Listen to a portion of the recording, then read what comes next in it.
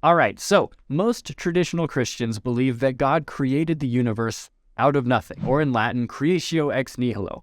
Latter-day Saints, on the other hand, believe that chaotic matter already existed and God brought order to the chaos, giving it form and purpose, or in Latin, Creatio ex materia. This is something taught in our scriptures and by our leaders. But in this episode, we're going to dive into this topic a bit deeper and see what else we can find out about the history of these beliefs.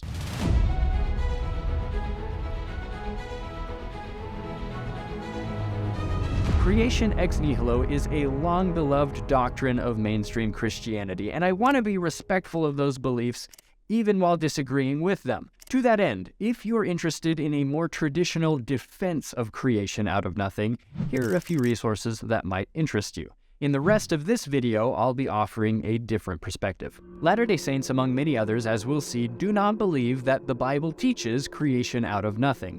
But if not from the Bible, where does this belief come from? Non-Latter-day Saint Bible scholar James Hubler found that creation ex nihilo initially came about as a defense of the Christian teaching of a bodily resurrection in the 2nd century CE. Let me explain.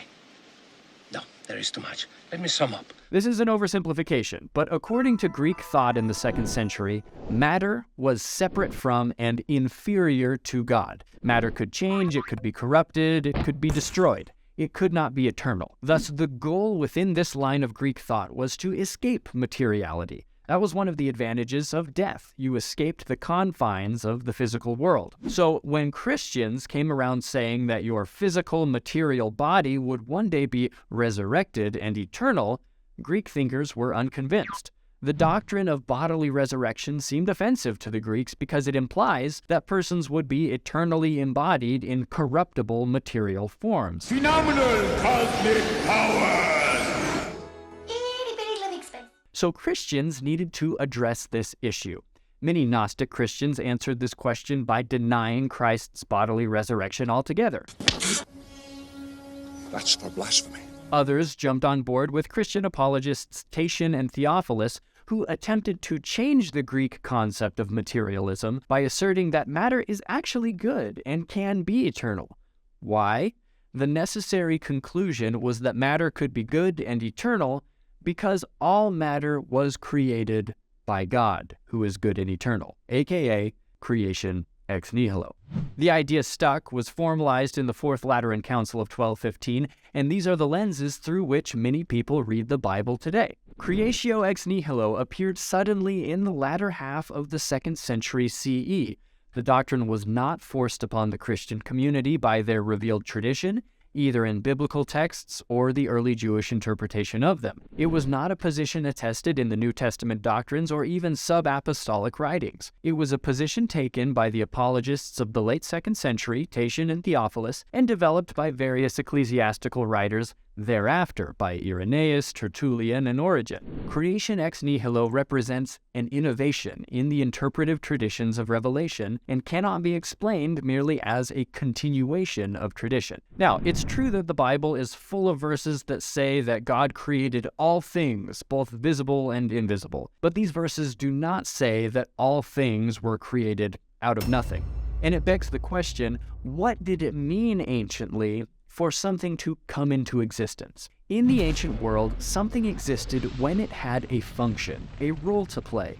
Non-being or non-existence did not mean there was nothing there, but rather that the chaotic somethingness had not yet been given form, function, and purpose. And that should sound familiar because that's the way we think about creation in pretty much every other context. When a contractor creates a house, he's not creating the materials out of nothing. He's giving materials form, function, and purpose. In the words of Catholic theologian Robert Butterworth, the notion of nothing was unimaginable to the unsophisticated author. Now you might be thinking, what about Genesis 1? Isn't creation out of nothing at least implied in the first few verses of the Bible? I'll leave you some resources in the YouTube description if you want to dive deeper into this subject, but it sufficeth to say, as scholar Gary Anderson acknowledged, the consensus among scholars is that the first 3 verses depict God forming the world out of pre-existent matter. You're welcome to disagree with the consensus, but I hope you're seeing that the Latter-day Saint rejection of creation out of nothing is not particularly uncommon these days. Beyond Genesis 1, scholar Ronald Simpkins noted that creation in the Bible is never creation ex nihilo, from nothing. In the biblical tradition and in the ancient Near East in general, God always works with some material that is either primordial or simply already there when God begins to create. Now, what did this pre-existing material look like? What form or non-form was it in? Kind of like a plastic bag filled with pudding. I don't know. As far as the biblical creation story is concerned, non-Latter-day Saint scholars such as Paul Cho, Roger Wybray, Gary Rensburg, and even the HarperCollins NRSV Study Bible point to the dark cosmic waters of Genesis 1-2. God separates and divides these waters in order to bring forth the dry ground, etc.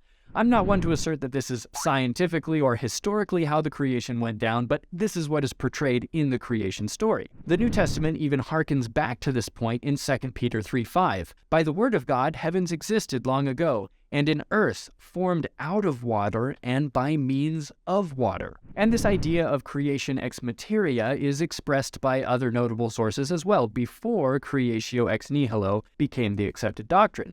For example, in the Wisdom of Solomon, which is canonized in the Catholic Bible, we read, "For not without means was your almighty hand that had fashioned the universe from formless matter." Clement of Rome wrote that the Lord didst make manifest the everlasting fabric of the world. Thou, Lord, didst create the earth. Justin Martyr wrote in the 1st century, "God in the beginning, in his goodness, made everything out of shapeless matter for the sake of men." Now, we've barely scratched the surface of this topic. In this video, I have not specifically addressed every biblical or apocryphal verse commonly used to support creation out of nothing, but before you cite them in the comments, please pause and read the various quotes I'm about to show you. You'll see some of those verses addressed there, including Hebrews 11:3 and 2 Maccabees 7:28. Watch some of our other videos while you're here, and have a great day.